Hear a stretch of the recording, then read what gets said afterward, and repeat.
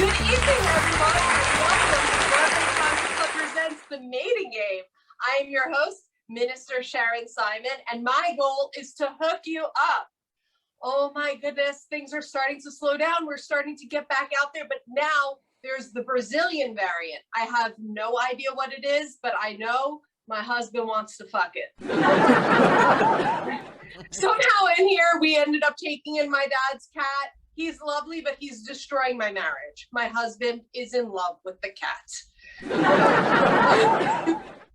I'm gonna go back to playing with my pissy pretty soon. But first, I'm gonna try to hook up a really awesome young man with the three beautiful contestants that are going to be competing for a night in his Ferris Bueller's Day Off den. So without further ado, let me introduce you to our beautiful contestants. Contestant number one. Contestant number two. And last but not least, contestant number three. Hi. Now let me introduce you to the gentleman that is going to be asking you some questions and figuring out who he wants a day off with. Hello, Mr. John Franklin. How we do? I'm so glad that we've already gotten the Ferris Bueller's Day Off theme working into this, right up my alley. Contestant number one had the best hello I've ever heard, so it's already going to be tough to beat. I don't want to end the show at the beginning. So why are you here? What made you want to be on the mating game tonight? You know, it's tough out there for a 24-year-old in a city. I guess I'm trying to meet people, and I guess there was no other way to do it except a dating show. So that's where I'm at in my life. I love that there's no other way for you to do it. There's no dating apps. There's no bars. There's no. I've exercised. What is going on, John? Why can't you get a date? I've exercised all my options. I think it's because I'm too much like Ferris Bueller. I just don't care enough. And that might be it. Maybe you just need to put some effort in. But I got to say, I absolutely love your beard. I do. I love a nice beard. I do. I just don't want to be one again. Oh, nice. Are you ready to ask these beautiful contestants some questions and figure out who you want to spend an evening with? Yeah, that was the greatest segue ever. Let's do it. All right, contestant number one. If you were a mixed drink, what mixed drink would you be based on your personality? I don't drink alcohol, so I'm a completely cheap date. Okay. So I'm going to say, well, actually, because it sounds good, I would be probably a Harvey Wallbanger. All right. Because I'm a lady. So far, that adds an up. attractive man named Harvey? Never.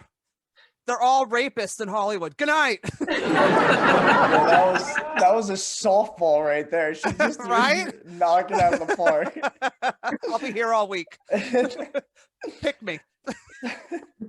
All right, contestant number two, same question. What mixed drink would you be?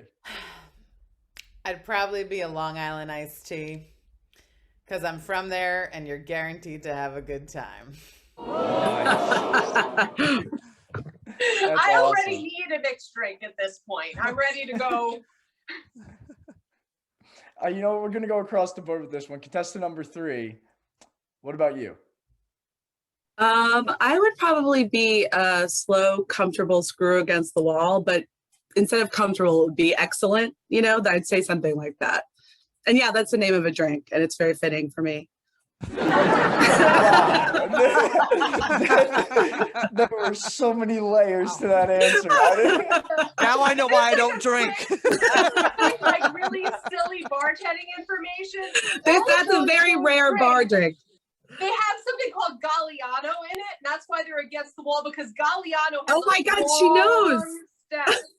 Yeah. Exactly. I like long stem Italians. That's what they used to call me in college, the long stem Italian. So we're a match made in heaven. Perfect. This game keeps ending early, Sharon. I don't know. I can't see. It's my indecision. Ask your questions. You have to. I don't want you just going to screwing against the wall. I want you to know what you're screwing your nail into. That's very thoughtful of you. Thank We're you. screwed. All right. Contestant number 2. If you were going on a road trip, who would be like your celebrity road trip partner? Like the person you want to spend a long road trip with? Again. I think I would go with Ali Wong because like we would have a lot of fun sex stories together. I think we'd have a good time. I mean, you allude. What's like a Cliff Notes story that you would be telling at that point? Give us the rundown. Both know a lot about strap-ons. Just guessing. Just putting that out there. Well, I'm always looking for an educated woman, so that. I'm happy to teach you, honey. So if you're into that, I'm happy to be your professor. Oh, sweet. Contestant number 1. What Professor about you? Strap-on. Strap on, strap off, the strapper. A higher pegging education. Right? I beg your pardon. Sorry, what was that? You called me? I wanted to know your answer, but then we started talking about pegging, so I had to take a back seat. My celebrity would be Dwayne "The Rock" Johnson. It's a great answer. Because, Roadhead.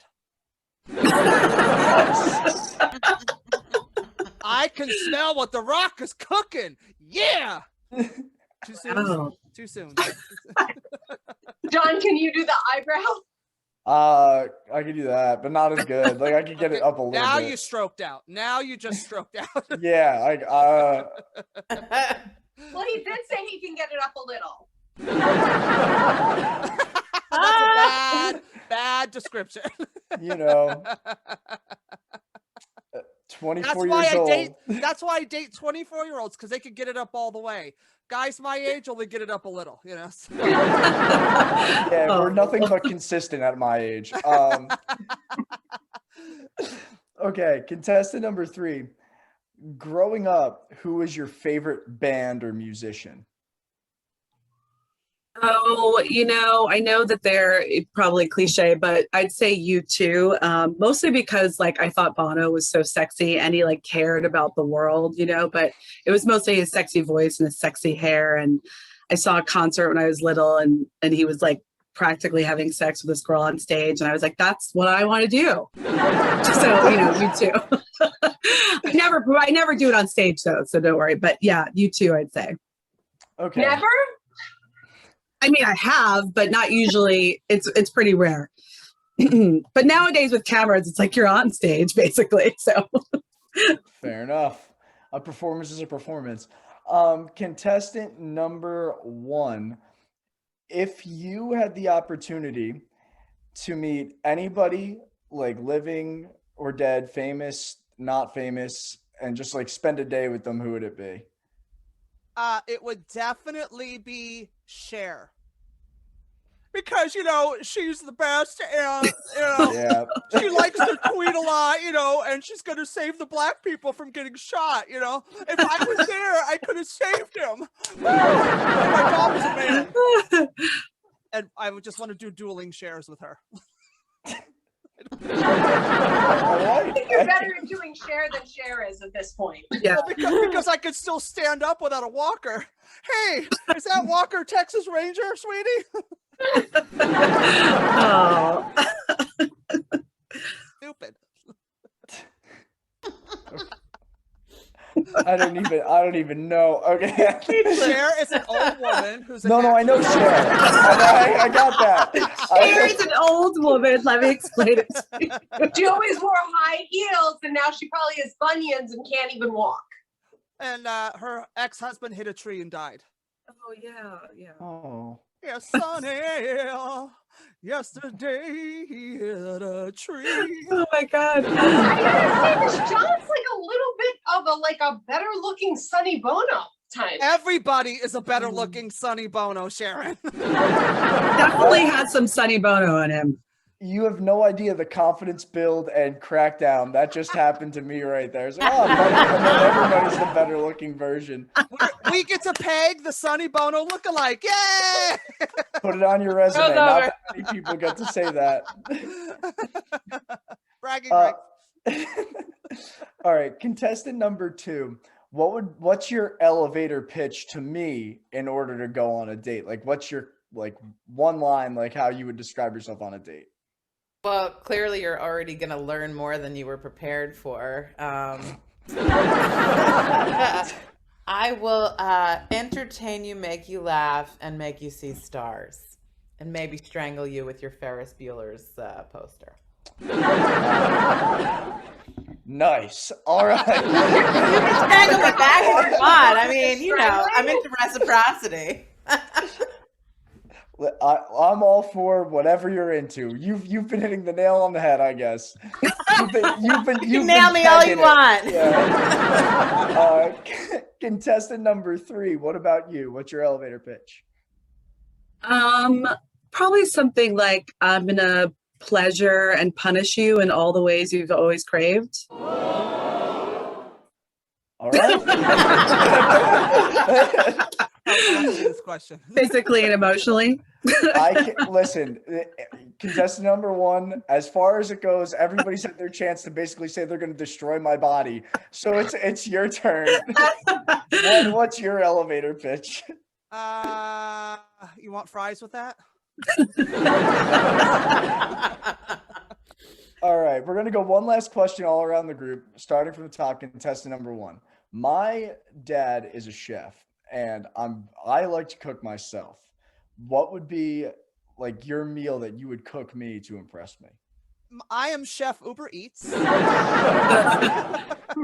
my thing is, I would just ask you, fork? Now, who eats pussy with a fork? It's an old commercial reference. Never mind. What's it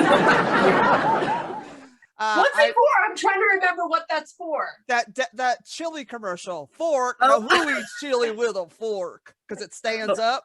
Because your fork stands up in it, so it stands up. Oh, got it. Never mind. God, I'm leaving the show now. Somebody's gonna get forked. I'm sorry. All right, Wow. contestant number 2. Same question. Oh man, you're talking about old commercials. I'm thinking, where's the beef? I don't know. That might be way before your time. No, Wendy's. I got it. Oh, okay. Impressive. You watch some reruns. Fabulous. Speaking of beef, I cook up a mean steak. Yeah. Pan fry you some filet and mash you some potatoes and pour my gravy all over it. Wow. It doesn't get better than that, does it? Contestant number 3. What about you? Probably from my Italian roots, to do something a little special, maybe like a seafood risotto, with the cream sauce just right. We'll get it all over each other. It'll be fun to lick it off one another, and the texture of the risotto will be just right. I trust you. After that description, I can't imagine being anything but perfect. John, you've got a lot to think about. You have contestant number 3 with her cream sauce. Contestant number 2 with her own special gravy. And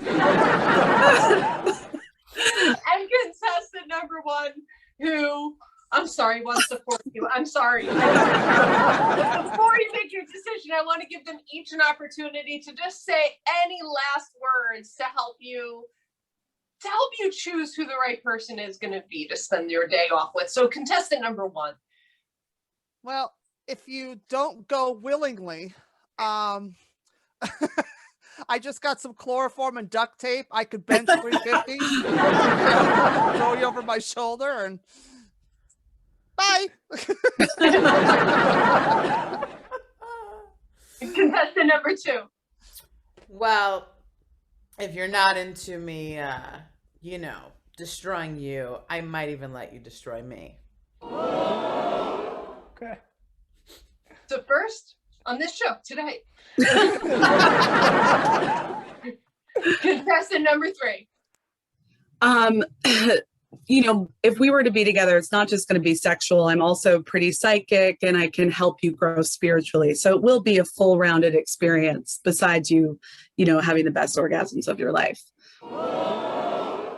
Okay. So contestant number 3, you're psychic. What do you think John is thinking right now? I definitely think he's overwhelmed by all this magnetism by, us 3 amazing candidates. I think he's thinking, who could he possibly bring to his dorm room that his roommate would be okay with? Something like that. I'm not in college anymore. I'm not in college Oh, I'm anymore. sorry. As the guy with the Ferris Bueller poster over his bed. Rock and roll. That was a joke. I know he's a very mature man. I think he's thinking, which woman will help me grow to be the man that I want to be most and make me come best, something like that. my life motto. So John, there you have it. What are you thinking? There's a lot of information to mull over. Today, I've been having to make a lot of tough decisions today, but this is arguably the hardest. There was a Sharon impersonation I was not expecting. There was multiple references to gravy and cream. But I think at the end of the day, I loved the Italian roots, so I'm going to go with contestant number 3. Yay! Thank you. Contestant number 3. Oh my goodness! I'm so excited. I didn't see that coming, but you'll see John coming soon enough. She probably saw it coming, so she's psychic. I am Don't psychic. get it in your eye. It hurts. I know. Thank you. Contestant number 3. I want to give a shout out to the other 2 contestants.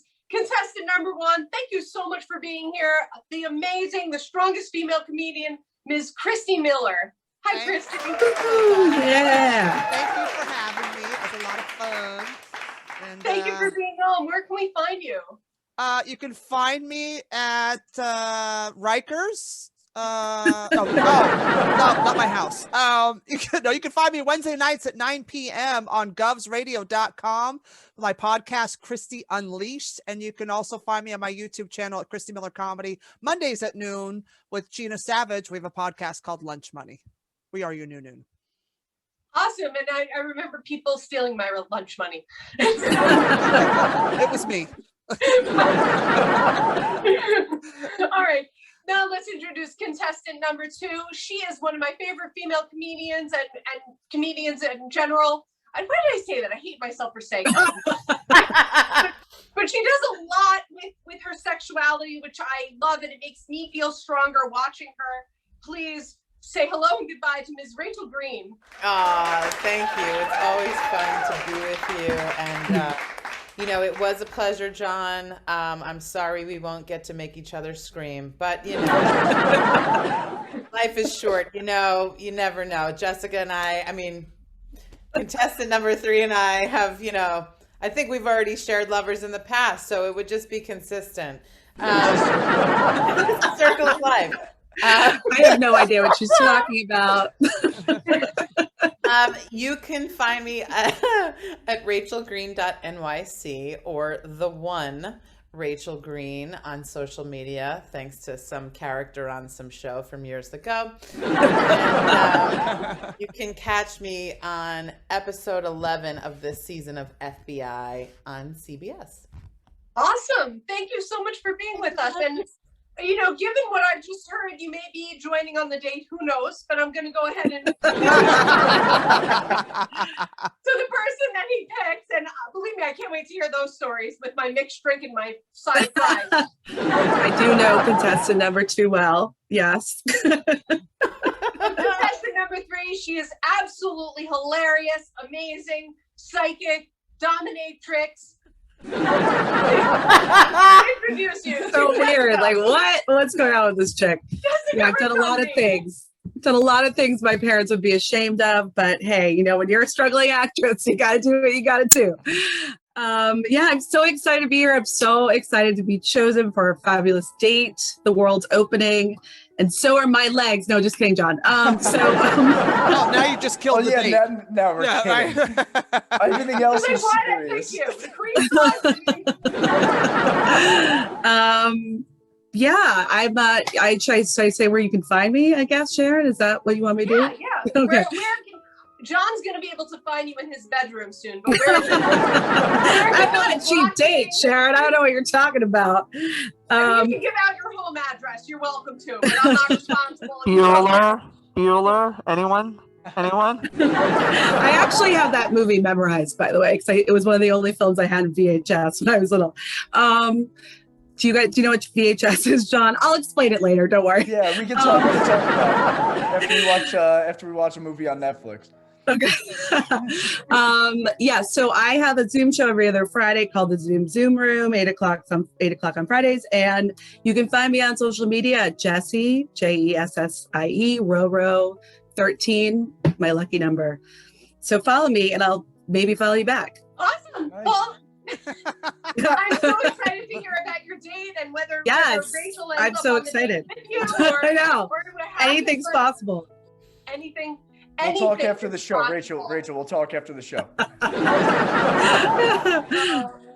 So thank you everybody for joining us on Broadway Comedy Club Presents The Mating Game. As always, I'm your host, Minister Sharon Simon. My goal is to hook you up, but remember, be safe, be well, and know that I love you. Good night.